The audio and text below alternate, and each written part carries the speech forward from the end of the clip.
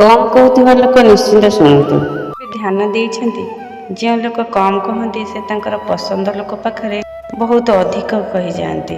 କଥା ତ ସମସ୍ତଙ୍କ ସହିତ ହେଉଛି, କିନ୍ତୁ ଏବେ ଭରସା କାହା ଉପରେ ହେଉନି। ଜୀବନରେ ଗୋଟେ ନିୟମ ରଖ କି ଭଲ ପାଇବାରେ ଧୋକା ନାହିଁ, କି ଧୋକେବାଜ ସହ ଭଲ ପାଇବା ନାହିଁ। ଚୁପ୍ ରହିବା ସବୁଠୁ ଭଲ ଉତ୍ତର ଅଟେ। ସେଠି ଯେଉଁଠି ତମ କଥାର କୌଣସି ମୂଲ୍ୟ ନାହିଁ। ଭଲ କର୍ମ ସିଏ ହୋଇନଥାଏ ଯାହାର ପରିଣାମ ସର୍ବଦା ଭଲ ହୋଇଥିବ। ଭଲ କର୍ମ ସିଏ ହୋଇଥାଏ ଯାହାର ଉଦ୍ଦେଶ୍ୟ ସର୍ବଦା ଭଲ ଥାଏ। ସମସ୍ତଙ୍କୁ ନିଜର ଜୀବନ ବଦଳାଇବାକୁ ସମୟ ମିଳିଥାଏ, କିନ୍ତୁ ସମୟ ବଦଳିବା ପାଇଁ ପୁଣିଥରେ ଜୀବନ ମିଳିନଥାଏ। କେବେ କେବେ ଆମେ ଭୁଲ ହୋଇନଥାଉ, କାରଣ ଆମ ପାଖରେ ଶବ୍ଦ ନଥାଏ କି ନିଜକୁ ଠିକ୍ ପ୍ରମାଣ କରିପାରେ। ମଣିଷର ପରିଚୟ ତା ଚେହେରାରୁ ତ ହୋଇଥାଏ, ହେଲେ ସମ୍ପୂର୍ଣ୍ଣ ପରିଚୟ ତାର କଥା ଏବଂ ସଂସ୍କାରରୁ ହୋଇଥାଏ।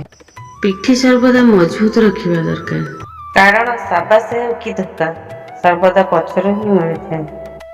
କିଛି ଲାଭ ହୋଇନଥାଏ କାହା ପଛେ ପଛେ ଯିବାରେ। ହସି ହସି ନିଜ ଜୀବନକୁ ଅତିବାହିତ କର। ସଫଳତାର ଏକ ଅଦ୍ଭୁତ ନିୟମ ଏଇଟା କି ତମେ ତମର ଭୁଲ ସହିତ ଅନ୍ୟର ଭୁଲରୁ ବି କିଛି ଶିଖିଚାଲ ଏବଂ ଆଗକୁ ବଢ଼ିଚାଲ।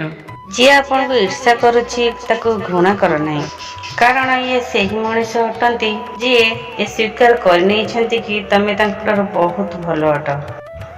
ଲୁହ ସେତେ ପର୍ଯ୍ୟନ୍ତ ପାଣି ଲାଗିଥାଏ ଯେତେ ପର୍ଯ୍ୟନ୍ତ ବହୁଥିବା ଆଖି ସହିତ ତମ ହୃଦୟର ସମ୍ପର୍କ ହୋଇନଥାଏ। ଜୀବନରେ କେବେ ହାରିଯାଅ ନାହିଁ। ସେହି ଲୋକଙ୍କ କଥା ମନେ ପକାଅ ଯିଏ ଦିନେ ତମକୁ କହିଥିଲେ ତୋ ଦ୍ୱାରା କିଛି ହବନି। ଯେତେବେଳେ ମଣିଷର ଆବଶ୍ୟକତା ବଦଳିଯାଏ, ତେବେ ମଣିଷର କଥା କହିବାର ଶୈଳୀ ବି ବଦଳି ଯାଇଥାଏ। ଠିକ୍ ସମୟ ଆସିଲେ ତମକୁ ସବୁ କିଛି ମିଳିଯିବ ଯାହା ପାଇଁ ତମେ ପରିଶ୍ରମ କରିଛ। ସତ ଭଲ ପାଇବା ଈଶ୍ୱର ପରି ହୋଇଥାଏ, ଯାହା ବିଷୟରେ ସମସ୍ତେ କଥା ତ ହୁଅନ୍ତି କିନ୍ତୁ ଅନୁଭବ ବହୁତ କମ୍ ଲୋକ କରନ୍ତି। କିଏ ଆପଣଙ୍କୁ ଖରାପ ଭାବୁଛି ତାର କିଛି ପ୍ରତିକ୍ରିୟା ଦିଅ ନାହିଁ, କାହିଁକି ନା ତମକୁ ତା ଦ୍ୱାରା ନା ସ୍ୱର୍ଗ ପ୍ରାପ୍ତି ହେବ ନା ଜ୍ଞାନ ପ୍ରାପ୍ତି। ଜ୍ଞାନ ଧନ ଠାରୁ ଉତ୍ତମ ଅଟେ, କାରଣ ଧନକୁ ତମକୁ ସୁରକ୍ଷା ଦେବାକୁ ପଡ଼ିଥାଏ, କିନ୍ତୁ ଜ୍ଞାନ ତମକୁ ସୁରକ୍ଷା ଦେଇଥାଏ। ଯଦି କିଏ ତମକୁ ଦୁଃଖ ଦେଉଛି ତେବେ ଚିନ୍ତା କର ନାହିଁ, କାରଣ ମଣିଷ ସେହି ଗଛକୁ ପଥର ଫୋପାଡ଼ିଥାଏ ଯେଉଁ ଗଛରେ ଅଧିକ ଫଳ ଫଳିଥାଏ। କିଏ କ'ଣ କରୁଛି, କାହିଁକି କରୁଛି, କ'ଣ ପାଇଁ କରୁଛି, ସବୁଠାରୁ ଆପଣ ଯେତେ ଦୂରରେ ରହିବେ ଜୀବନରେ ସେତେ ଖୁସିରେ ରହିବେ। କାନ୍ଦିବା ବନ୍ଦ କର ଏବଂ ନିଜ ସମସ୍ୟା ସହିତ ନିଜେ ଲଢ଼ିବା ଶିଖ, କାରଣ ସାଥିରେ ରହୁଥିବା ଲୋକ ବି ଶ୍ମଶାନର ଆଗକୁ ଯାଆନ୍ତି ନାହିଁ। ଅପେକ୍ଷାର ସୀମା ଯଦି ଅଧିକ ହୋଇଯାଏ ତେବେ ମିଳନର ଆଶା ଧୀରେ ଧୀରେ କମିଯାଇଥାଏ। ତମକୁ ବୁଡ଼ାଇବା ପାଇଁ ଏ ଦୁନିଆରେ ଏମିତି ବି ଲୋକ ଅଛନ୍ତି ଯାହାକୁ ପହଁରିବା ତମେ ହିଁ ଶିଖାଇଛ।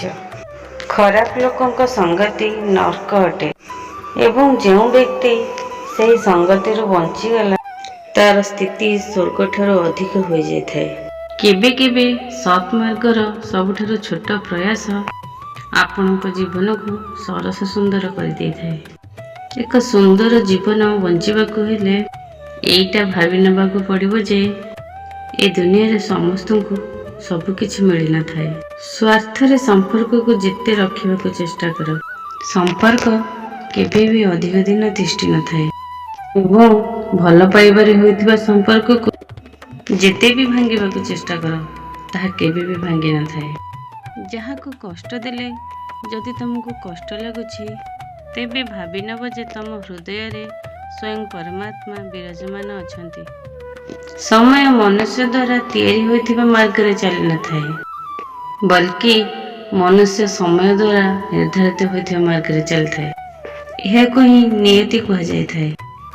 ସେହି ମନୁଷ୍ୟ ବାସ୍ତବରେ ବୁଦ୍ଧିମାନ ଅଟେ ଯାହାର କ୍ରୋଧରେ ବି ଖରାପ ଶବ୍ଦ ମୁହଁରୁ ବାହାରି ନଥାଏ। ମାର ଗାଳି ଏବଂ ପିତାଙ୍କ କ୍ରୋଧରେ କେଉଁଠି ନା କେଉଁଠି ସନ୍ତାନର ହିତ ଲୁଚି ରହିଥାଏ। ତେଣୁ ତାଙ୍କ କଥାର କୌଣସି କଠିନ ପ୍ରତିକ୍ରିୟା ନ ଦେଇ ଧ୍ୟାନ ଦେଇ ଶୁଣ, ତାପରେ ନିଜ ଜୀବନରେ ପ୍ରୟୋଗ କର। ଯଦି ତମେ ଠିକ୍ ଅଛ ତେବେ ତମକୁ କୌଣସି ପ୍ରମାଣ ଦେବାର ଆବଶ୍ୟକତା ନାହିଁ। କ୍ରୋଧ କରିବା ଏକ ଗରମ କୋଇଲାକୁ ତାହା ଉପରକୁ ଫୋପାଡ଼ିବା ସହିତ ସମାନ ହୋଇଥାଏ, ଯାହାକି ପ୍ରଥମେ ଆପଣଙ୍କ ହାତ ହିଁ ଜଳାଇଥାଏ।